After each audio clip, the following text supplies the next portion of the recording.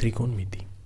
তো ত্রিকোণমিতি কাকে বলে? তো ত্রিকোণমিতি হচ্ছে যেখানে আমরা এমন একটা সাবজেক্ট যেখানে আমরা অ্যাঙ্গেল আর বাহুগুলোর মধ্যে সম্পর্ক স্থাপন করি। তো যদি আমি শুধু এমনি বলি, মানে ভালোভাবে বোঝাবার চেষ্টা করি, তাহলে বলবো যে ত্রিকোণমিতি হচ্ছে কোনো একটা সমকোণী ত্রিভুজের একটা অ্যাকিউট অ্যাঙ্গেলের সাপেক্ষে যে কোনো দুটো সাইড এর মধ্যে একটা কম্পারিজন করা হয়। যেমন মনে করো এটা একটা অ্যাকিউট অ্যাঙ্গেল, এটা 90 ডিগ্রি। তো এই অ্যাঙ্গেলের সাপেক্ষে যে কোনো দুটো বাহু, এটা আর এটা, এই দুটো বাহুর মধ্যে আমরা তুলনা করব। এটাই হচ্ছে ত্রিকোণমিতি। এবার একটা সমকোণী ত্রিভুজে কেমন পার্টগুলো ধরা হয় দেখি। এটা যদি নাম দিই ABC, তো আমরা জানি এই জায়গাটা 90 ডিগ্রি। আর আমরা জানি যে একটা ত্রিভুজের টোটাল কোণগুলোর সমষ্টি হয় 180 ডিগ্রি। তো কোণ A, B আর C এর সমষ্টি হচ্ছে 180 ডিগ্রি। আর আমরা জানি B কোণটা এটা 90 ডিগ্রি। তো A আর Cটা কত হবে না, 90 থেকে কমই হবে, কারণ টোটাল আমাদেরকে 180 করতে হবে। তো মনে করো এটা 45 হলো আর এটাও 45। তো 45 45 90, আর 90 180। আর অ্যাকিউট অ্যাঙ্গেল কাকে বলে? অ্যাকিউট অ্যাঙ্গেল হচ্ছে যে অ্যাঙ্গেলগুলো 90 ডিগ্রির থেকে কম, বুঝলে? সেগুলো হচ্ছে অ্যাকিউট অ্যাঙ্গেল। আর কোনো সমকোণী ত্রিভুজের 90 ডিগ্রির অপোজিটে যে বাহুটা থাকে সেটাকে বলা হয় হাইপোটেনিয়াস বা অতিভুজ। এটাকে বলা হয় অতিভুজ।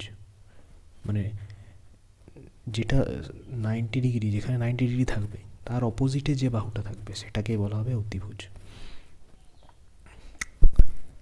এবার আমরা জানবো যে পরে যে অ্যাপ্লিকেশনগুলো, যেমন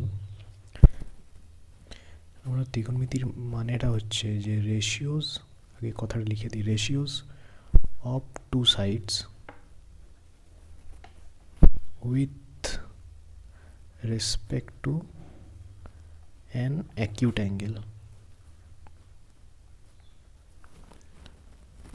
of an right angle triangle। আর ত্রিকোণমিতিতে আমরা এখানে শুধু সমকোণী ত্রিভুজেরই কথা বলবো। এবার বলেছে যে এটা কি সংজ্ঞাটা মানে হলো যে দুটো সাইড হতে হবে, একটা সমকোণী ত্রিভুজের যে কোনো দুটো সাইড হতে হবে, সেটা একটা অ্যাকিউট অ্যাঙ্গেলের সাপেক্ষে তুলনা করতে হবে। যেমন এই সমকোণী ত্রিভুজ ABC আমরা মনে করলাম এটা 90 ডিগ্রি জানি, তার অপোজিটে যেটাকে বলে হাইপোটেনিয়াস। আর এই কোণটাকে আমরা ধরে করছি, আমরা এই অ্যাকিউট অ্যাঙ্গেলটাকে ধরছি। তোমরা এটাও করতে পারো, আমি এটাকে দিয়ে করছি। তো এখানে কোণ Cর সাপেক্ষে ধরা হবে। তো কোণ Cর সাপেক্ষে আমরা যে কোনো দুটো বাহু, হয় AB বা BC, AB অথবা BC, বা BC অথবা AC, বা AB অথবা AC, তো আমরা এরকম তুলনা করতে পারি। তো আমরা এখানে AB আর BCর তুলনা করছি। তো কোণ C এর সাপেক্ষে আমরা AB আর BCর তুলনা করব। তো এটাই হচ্ছে ত্রিকোণমিতি, যে একটা অ্যাকিউট অ্যাঙ্গেলের সাপেক্ষে যে কোনো দুটো বাহুর কম্পারিজন, একটা রেশিও বার করা, তুলনা করা। রেশিও মানে কি? তুলনা। এবার কেমন করে হয়? তো মনে করো AB বাহু হচ্ছে AB BC। তো AB বাহুর মান হচ্ছে 10 আর BC হচ্ছে 5। তো ABটা মনে করো 10 মিটার আর BCটা মনে করো 5 মিটার। এবার এটা কোণ C এর সাপেক্ষে, মানে এখান কোণ C এর সাপেক্ষে। তো কোণ C এর সাপেক্ষে এটা বোঝালো যে AB বাহুটা BCর থেকে দ্বিগুণ। তো এটাই হচ্ছে তুলনা। এই যে দ্বিগুণ, কত গুণ না, মানে কগুণ না দ্বিগুণ, এই যে তুলনা হচ্ছে, এটাই হচ্ছে ত্রিকোণমিতি, যে একটা কোণের সাপেক্ষে যে কোনো দুটো বাহুর কম্পারিজন। এবার কম্পারিজন কখন হয়? যখন রেশিও মানেই কম্পারিজন। এবার তোমরা এটা কোণ এর সাপেক্ষেও করতে পারো। তো আমরা এখানে কোণ সি এর সাপেক্ষে করেছি। তো এবার ব্যাপার হচ্ছে যে এই যে এবি বাহু আর বিসি বাহুর তুলনা করব, না বিসি বাহু আর এসি বাহুর তুলনা করব, না এবি না এসির তুলনা করবো, এটা কি করে ঠিক করব? তো তখন একটা কথা আসে, trigonometric functions of an angle. Trigonometric function কি?